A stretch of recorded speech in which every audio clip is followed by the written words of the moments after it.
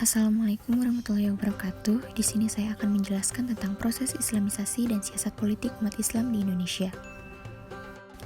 Adapun hal-hal yang akan dibahas di antaranya situasi dan kondisi awal masa kedatangan Islam, proses Islamisasi di Indonesia, situasi politik di Indonesia, dan percaturan politik umat Islam di Indonesia.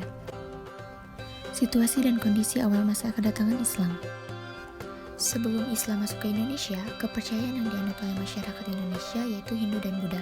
Hal ini dibuktikan dengan beberapa peninggalan yang masih ada sampai sekarang, seperti candi, relief, dan prasasti. Pusat perdagangan Indonesia yang strategis menjadikan banyak pedagang asing yang singgah ke Indonesia. Keadaan geografis Indonesia pun mempengaruhi terbentuknya keragaman dan perbedaan antar masyarakat. Terdapat masyarakat di pedalaman terpencil, di sepanjang garis pesisir, dan di kota kawasan istana. Kedatangan Islam melalui masyarakat yang ada di garis pesisir karena pola perdagangan di jalur pantai lebih berkembang menjadi pola pertukaran budaya antar para pedagang. Sehingga tidak dipungkiri bahwa pola hubungan yang terjadi telah mengenalkan Islam sebagai agama kultural yang disebarkan dengan jalan damai. Lalu proses Islamisasi di Indonesia. Proses Islamisasi di beberapa negara tentunya akan berhadapan dengan berbagai macam aspek, seperti halnya di Indonesia, berhadapan dengan seperangkat nilai dan tradisi masyarakat setempat yang begitu kompleks. Tradisi dan seperangkat nilai itu bersumber dari nilai kultural Hindu-Buddhis dan juga animisme maupun dinamisme yang berkembang dalam masyarakat Indonesia. Pola penyebaran Islam di Indonesia tentunya tidak selalu berjalan lancar, terdapat lika-liku yang terjadi. Islam mudah diterima oleh masyarakat di daerah pesisir, sedangkan Islam sulit untuk menyatu dengan masyarakat yang berada di daerah pedalaman. Hal ini disebabkan karena masyarakat di daerah pedalaman terlalu memegang teguh terhadap adat istiadat yang telah berkembang sejak zaman dahulu. Sehingga dalam proses Islamisasinya pun menimbulkan beberapa konflik dan ketegangan yang terjadi antara golongan yang masih berpegang teguh pada adat dan golongan yang ingin meninggalkan adat demi melaksanakan ajaran Islam. Proses Islamisasi yang dianggap memiliki pengaruh yang sangat penting yaitu melalui jalur politik atau kekuasaan. Melalui jalur ini, perluasan Islam di Nusantara akan mudah karena ketika seorang penguasa menganut agama Islam, maka akan dengan mudah diikuti oleh rakyatnya juga. Setelah mulai bermunculan kerajaan yang bercorak Islam, para penguasanya mempelopori berbagai kegiatan keagamaan seperti dakwah Islam, pembangunan masjid, dan pendidikan Islam.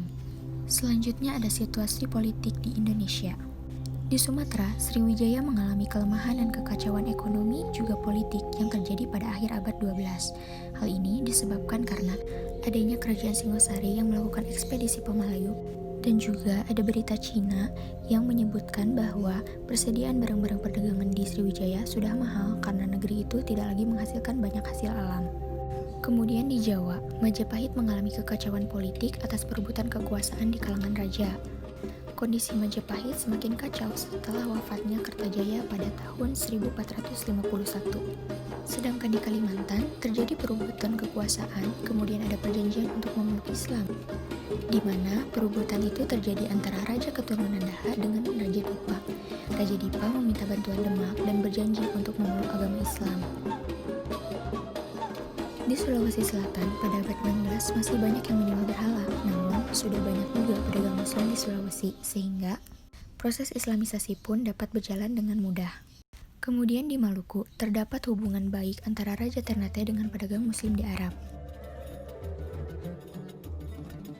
Selanjutnya ada percaturan politik umat Islam di Indonesia. Di Sumatera, terdapat kerajaan Samudra Pasai yang muncul pada abad ke-13. Ini merupakan hasil dari proses Islamisasi yang terjadi di daerah pantai yang disinggahi orang Muslim sejak abad 7 dan 8. Kerajaan Samudra Pasai pun semakin berkembang baik di bidang politik maupun di bidang perdagangan dan pelayaran. Hal ini ditandai dengan hubungan dengan Malaka yang semakin ramai, sehingga di tempat itu pun sejak abad ke-14 sudah timbul masyarakat Muslim yang semakin banyak. Proses Islamisasi yang dilakukan ke daerah pedalaman pun telah dilakukan sejak Aceh melakukan ekspansi politiknya pada abad ke-16 dan 17. Di Jawa, terdapat suatu kekuasaan politik baru, yaitu Kerajaan Demak, di mana Kerajaan Demak ini memanfaatkan kondisi saat Majapahit mengalami kelemahan.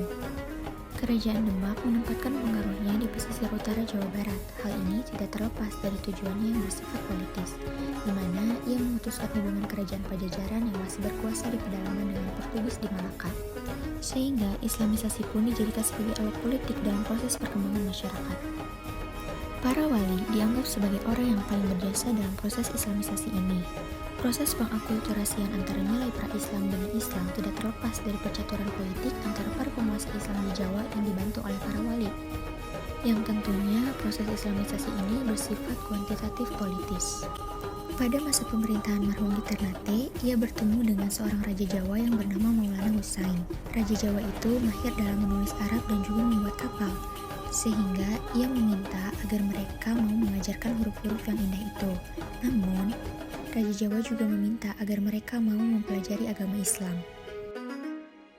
Islamisasi di Sulawesi Selatan dapat diketahui dari hikayat Gua Talo dan Wajo. Hikayat itu menceritakan bagaimana cara-cara yang ditempuh oleh Mubalik Dato' Ri Badan dan Dato' Sulaimanah dalam memberikan ajaran Islam kepada masyarakat dan raja-rajanya. Kerajaan Goa pun berhasil membuat Sopeng, Wajo, dan Bone masuk ke dalam agama Islam. Pengaruh kekuasaan raja kepada rakyat sangat besar dalam proses Islamisasi. Ketika seorang raja memeluk agama Islam, maka otomatis rakyatnya pun mengikuti jejak rajanya. Sehingga pengaruh politik raja sangat membantu tersebarnya Islam di suatu daerah. Islam pun dijadikan sebagai alat politik oleh raja-raja untuk menghendaki kekuasaan daerah sekitarnya. Apabila sudah terwujud kerajaan Islam, barulah mereka melancarkan perang terhadap kerajaan yang bukan Islam. Hal ini semata-mata bukan karena masalah agama, melainkan karena dorongan politik untuk menguasai kerajaan-kerajaan di sekitarnya. Cukup sekian penjelasan yang dapat saya berikan. Mohon maaf bila ada kekurangan. Wassalamualaikum warahmatullahi wabarakatuh.